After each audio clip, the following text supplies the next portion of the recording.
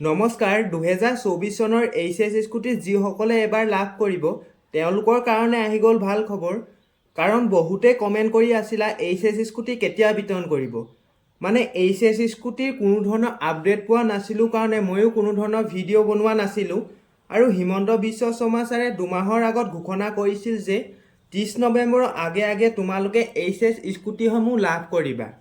এই বছৰ আমি নৱেম্বৰ মাহৰ ভিতৰতে সকলোকে স্কুটি আমি দি দিম। জানিব পৰা মতে অক্টোবৰ মাহৰ লাষ্টৰ ফালে নাইবা নৱেম্বৰ মাহৰ ফাৰ্ষ্ট উইকত তোমালোকৰ এইচএছ স্কুটিসমূহ অসমৰ বাহিৰৰ পৰা অসমৰ ডিলাৰলৈ আহিব। আৰু অসমৰ ডিলাৰলৈ যেতিয়া আহিব তেতিয়া সেই পাৰ্টসমূহ লগাওঁতে দুদিনমান টাইম লাগিব।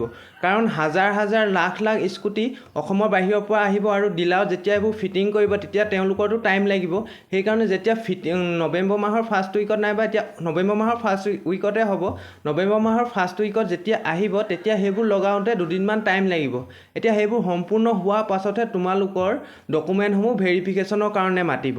আজি এই ভিডিঅ'টোত আলোচনা কৰিম তোমালোকে এইচএছ স্কুটিসমূহ কি প্ৰচেছত লাভ কৰিবা, তোমালোকৰ ডকুমেণ্ট কি লাগিব আৰু কোনসকল ছাত্ৰ ছাত্ৰীয়ে এইচএছ স্কুটি লাভ কৰিব, এই সকলোখিনি আলোচনা কৰিম এই ভিডিঅ'টোত।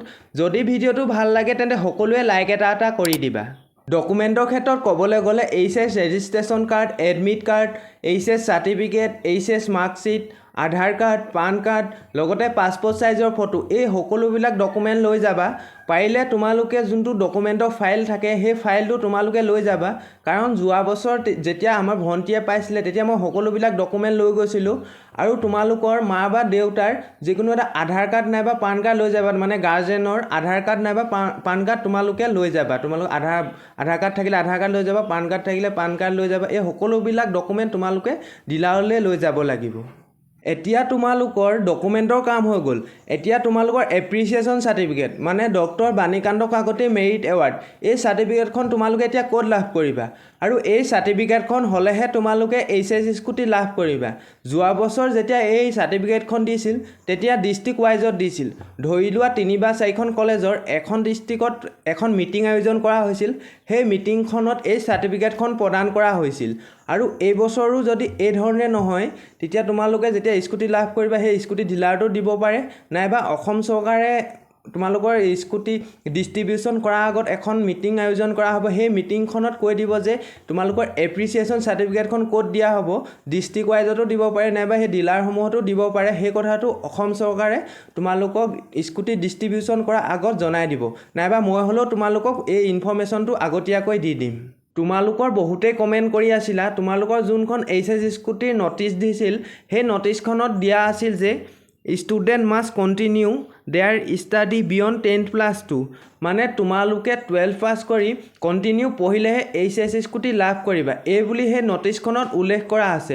আৰু তোমালোকে বহুতেই 12 পাছ কৰি বিকম, বিএছচি নাইবা বিএড এডমিশ্যন নলৈ তোমালোকে বিভিন্ন ধৰণৰ লাইন লৈ পঢ়িছা নাইবা ITI পঢ়িছা, বিভিন্ন ধৰণৰ অনলাইন কোচিং কৰি আছা। এই ধৰণে তোমালোকে 12 পাছ কৰি আছা। এতিয়া সেইসকলে স্কুটি পাবনে নাই, মানে বিকম বিএছচিত এডমিশ্যন নলৈ এতিয়া অনলাইন কিবা তোমালোকে কোৰ্চ কৰি আছা, ITI এডমিশ্যন লৈ আছা, বিভিন্ন ধৰণৰ তোমালোকে লাইন লৈ পঢ়িছা। এতিয়া সেইসকলে স্কুটি পাবনে নাই, এতিয়া সেইসকলে স্কুটি পাব। কিন্তু যোনবিলাক ছাত্ৰ ছাত্ৰীয়ে 12 পাছ কৰি ঘৰতে এনেই বহি আছে সেইবিলাকে কিন্তু স্কুটি পাবনে নাই সেই কথাটো এতিয়ালৈকে মই ভালদৰে গম পোৱা নাই। যদি তোমালোকৰ কিবা গম পোৱা বা কিবা আপডেট আহে মই তোমালোকক নিশ্চয় আগতীয়াকৈ জনাই দিম। এতিয়া আহিল এইচএছ স্কুটি ডিষ্ট্ৰিবিউশ্যন প্ৰচেছ, মানে তোমালোকে এইচএছ স্কুটিসমূহ কি প্ৰচেছত লাভ কৰিবা। যোৱা বছৰ যেতিয়া এইচএছ স্কুটি লাভ কৰিছিল তেতিয়া যোনখন এপ্ৰিচিয়েশ্যন চাৰ্টিফিকেট সেই চাৰ্টিফিকেটখন ডিষ্ট্ৰিক্ট ৱাইজত দিয়া হৈছিল। তাৰপাছত ডিলাৰৰ পৰা কল কৰিছিল, ডিলাৰত গৈ সকলোবোৰ ডকুমেণ্ট ভেৰিফিকেশ্যন কৰিব লাগিব। আৰু যোনখন এপ্ৰিচিয়েশ্যন চাৰ্টিফিকেট পোৱা হৈছিল সেই চাৰ্টিফিকেটখন ডিলাৰত দেখাব লাগিব। আৰু ভেৰিফিকেশ্যন কৰাৰ পাছত 10 বা 12 দিনৰ পিছত ডিলাৰৰ পৰা পুনৰ কল কৰিছিল যে স্কুটি ৰিচিভ কৰিবৰ কাৰণে কল কৰিব, ডিলাৰৰ পৰা কল কৰিছিল। সেই কল কৰাৰ পাছত ডিলাৰত গৈ আমি স্কুটিখন ৰিচিভ কৰিছিলোঁ। এই প্ৰচেছত যোৱা বছৰ স্কুটি আমি লাভ কৰিছিলোঁ, মানে ভণ্টিয়ে যেতিয়া পাইছে তেতিয়া সেই প্ৰচেছত স্কুটিসমূহ লাভ কৰিছিল। এই বছৰ তোমালোকৰ যোনখন মেৰিট লিষ্ট প্ৰকাশ পাইছিল সেই মেৰিট লিষ্টখনত তোমালোকৰ ফোন নাম্বাৰ দিয়া আছে আৰু তোমালোকক সেই ফোন নাম্বাৰটো ডিলাৰৰ পৰা কল কৰিব আৰু কল কৰাৰ পাছত তোমালোকে সেই ডিলাৰত গৈ ডকুমেণ্টসমূহ ভেৰিফিকেশ্যন কৰিব লাগিব আৰু যোনখন এপ্ৰিচিয়েশ্যন চাৰ্টিফিকেট এতিয়া এই এপ্ৰিচিয়েশ্যন চাৰ্টিফিকেটখন ডিলাৰতে দিবনে নে যোৱা বছৰৰ দৰে তোমালোকৰ ডিষ্ট্ৰিক্ট ৱাইজতে প্ৰদান কৰিব এই কথাটো এতিয়ালৈকে কোৱা নাই অসম চৰকাৰে যেতিয়া ডিষ্ট্ৰিবিউশ্যন প্ৰচেছ আৰম্ভ কৰিব তাৰ আগতে কৈ দিব যে এই এপ্ৰিচিয়েশ্যন চাৰ্টিফিকেটখন ডিষ্ট্ৰিক্ট ৱাইজতে দিয়া হ'ব নে ডিলাৰত দিয়া হ'ব এই কথাটো আগতীয়াকৈ জনাই দিব আৰু মই যদি কিবা গম পাওঁ মানে আগতীয়াকৈ মানে যেতিয়া ডিষ্ট্ৰিবিউশ্যন প্ৰচেছটো আৰম্ভ হ'ব তাৰ আগতেতো আপডেট দি দিয়ে তেতিয়া সেই প্ৰচেছসমূহ মানে এপ্ৰিচিয়েশ্যন চাৰ্টিফিকেটখন ক'ত দিব মই হ'লেও তোমালোকক আগতীয়াকৈ জনাই দিম সেইবাবে তোমালোকে এই চেনেলটো ছাবস্ক্ৰাইব কৰি ৰাখিবা কিয়নো তোমালোকৰ যেতিয়া মই নতুনকৈ ভিডিঅ' দিম তেতিয়া তোমালোকে সকলোতকৈ আগে পাবৰ বাবে আৰু নিযুত মইনা আঁচনি যিসকলে লাভ কৰিছা সেইসকলে এইচএছ স্কুটি লাভ নকৰে এই কথাটো তোমালোক সকলোৱে জানা